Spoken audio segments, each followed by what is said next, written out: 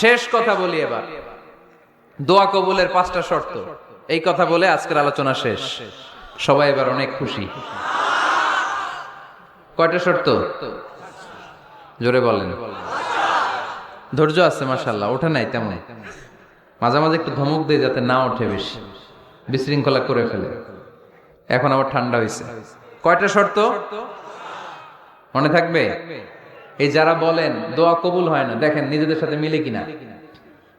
এই 5টা শর্ত যদি পাওয়া যায়, মুহূর্তেই আপনার দোয়া আরো সে যে নক করবে। 1 নাম্বার শর্ত আকলুল হালাল, হালাল খাওয়া। কি খাওয়া?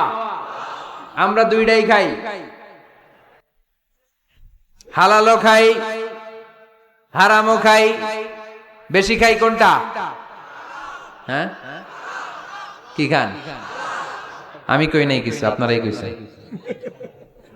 নিজের উত্তরে নিজে ধরা না। হারাম খেলে তো দোয়া কবুল হয় না। লা ইয়াদখুলুল জান্নাতা জাসাদুন গুযিয়া বিল হারাম। ওই দেহ কখনো জান্নাতে যায় না যে দেহ হারাম খেয়ে বর্ধিত হয়েছে।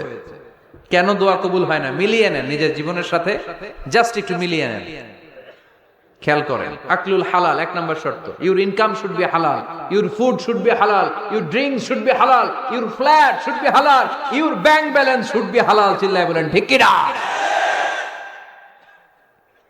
এক লোক কাবার চারপাশে শুধু দোয়া করে, ইয়া রব, ইয়া রব, ও আমার রব, তুমি আমারে মাফ করে দাও, তুমি আমারে মাফ করে দাও। এই সাহাবীর কান্নাকাটি দেখে, এই লোকের কান্নাকাটি দেখে অন্য সাহাবারা বলল, আজকের সব সওয়াব এই লোকে নিয়ে যাবে। সব সওয়াব তো আজকে উনার। এর দোয়া কবুল। আল্লাহর হাবিব বললেন, ওয়া মাতআমুহু হারাম, ও যা খায় হারাম খায়। ওয়া মাশরাবুহু হারাম, যা পান করে হারাম। মালবাসুহু হারাম, তার ড্রেস আপ এটা হারাম টাকা থেকে আসে। ফা আন্না ইউস্তাজাবু লাহু, কেমন করে আল্লাহ ওর দোয়া কবুল করবে? আল্লাহ ঠেকা পড়ছে নাকি? ইন্নাল্লাহা তাইয়্যিব লা ইয়াকবালু ইল্লা তাইয়্যিবা। আল্লাহ নিজে পবিত্র, আল্লাহ পবিত্র ছাড়া কোনো অপবিত্র জিনিস গ্রহণ করেন না। জিহাদের ময়দানে একজন সাহাবী ছিল, সর্বপ্রথম তীর মেরেছিল। নাম কে বলতে পারবে? সাআদ বিন আবি ওয়াক্কাস রাদিয়াল্লাহু তাআলা আনহু। উনি একবার আল্লাহর হাবিবকে বললেন, ইয়া রাসূলুল্লাহ, উদউ আল্লাহ আইয়াজআলানি মুস্তাজাবাদ দাওয়া। ও নবী, আপনি তো দোয়া করলে কবুল হয়, আপনি একটু আমার জন্য দোয়া করেন, আল্লাহ যেন আমারে মুস্তাজাবুদ দাওয়া বানিয়ে দেয়। কি বানিয়ে দেয়? মুস্তাজাবুদ দাওয়া মানে কি জানেন? যিনি চাইতে দেরি, কবুল হতে দেরি হয়। আল্লাহর হাবিব বললেন, ইয়া সাআদ, হে সাআদ, আতিব মাতআমাক তাকুন মুস্তাজাবুদ দাওয়া। সাদ, তুমি যেটা খাবে এটা হালাল খেও, হালাল খেলেই তুমি মুস্তাজাবুদ দাওয়া।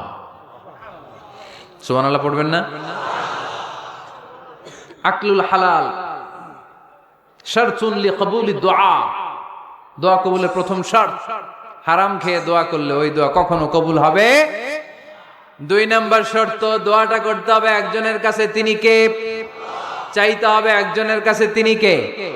মসজিদে যে আল্লাহর কাছে চাইলেন, দরবারে যে বাবার কাছে চাইলেন, দোয়া কবুল কবুল হবে? হবে। চাইতে হবে একজনের কাছে, তিনি কে? অন্য কোথাও যেন আমরা না চাই। মাজারে যে চাওয়া যায় না। মাজার জিয়ারতের জন্য যাবেন, যে সালাম দিবেন, নিজের জন্য দোয়া করবেন, কবরে শুয়ে থাকা লোকটার জন্য দোয়া করবেন। ওখানে কিছু চাওয়া যাবে? চাইবেন কার কাছে? 2টা গেল শর্ত। 3 নাম্বার, ইয়াকিন থাকতে হবে যে আমার দোয়াটা কবুল হচ্ছে। যখন দোয়া করবেন আপনার এই বিশ্বাস থাকতে হবে, আমার রব আমার ফরিয়াদ শুনছে, তিনি আমার কথা শুনতে পাচ্ছে, আমি চাওয়া মাত্রই তিনি সব দিয়ে দিতে পারে, এবং আমার রব আমাকে ফিরাবে না, তিনি দিবেনই। এরকম ইয়াকিন থাকতে হবে। উদু আল্লাহ ওয়া আনতুম মুকিনুনা বিল ইজাবা, এমন ভাবে দোয়া করো যে তুমি সুনিশ্চিত এই দোয়া কবুল হবেই। এই নিশ্চয়তা নিজে নিজে নিয়ে নিবে। আল্লাহর উপর ভরসা কম আমাদের, এই ভরসা জাগে না যারে উনি দিবেনই, নিশ্চিত আমি। আপনি নিশ্চিত হলে পেয়ে যাবেন নিশ্চিত। আপনার মধ্যে যদি সন্দেহ, হায় রে কবুল হয় না, না হয়, ওই দোয়া জীবনেও কবুল হবে না।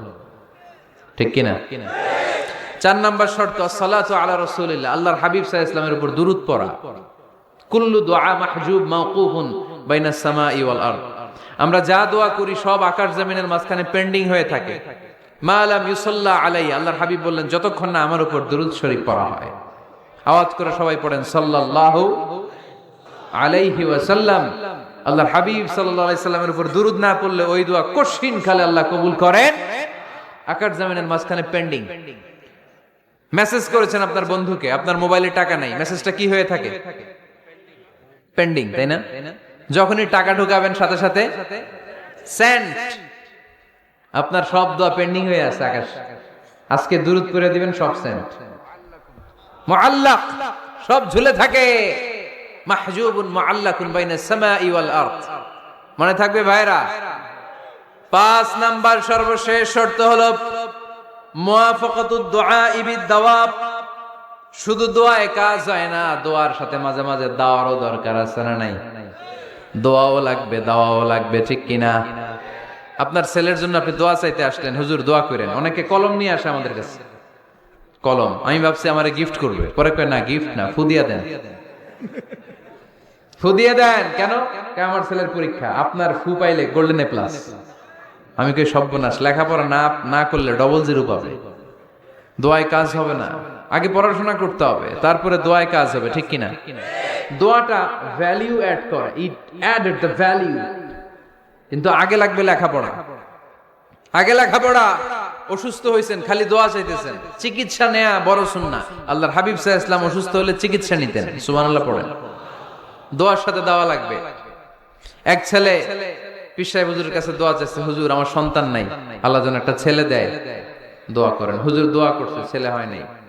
পরের বছর আবার দোয়া, হুজুর দোয়া করেন আল্লাহ যেন ছেলে দেয়, ছেলে হয় নাই। তৃতীয় বছর আইসা বলে, হুজুর দোয়া করেন, ছেলে হয় নাই। পীর সাহেব হুজুর মনে মনে কয়, ঘটনা কি? ওর ছেলে হয় না কেন? জিজ্ঞেস করলো, বাবা তুমি কি বিয়ে করছো? কয় না, বিয়া তো করি নাই। পীর সাহেব হুজুর বললেন, আগে বিয়েটা তো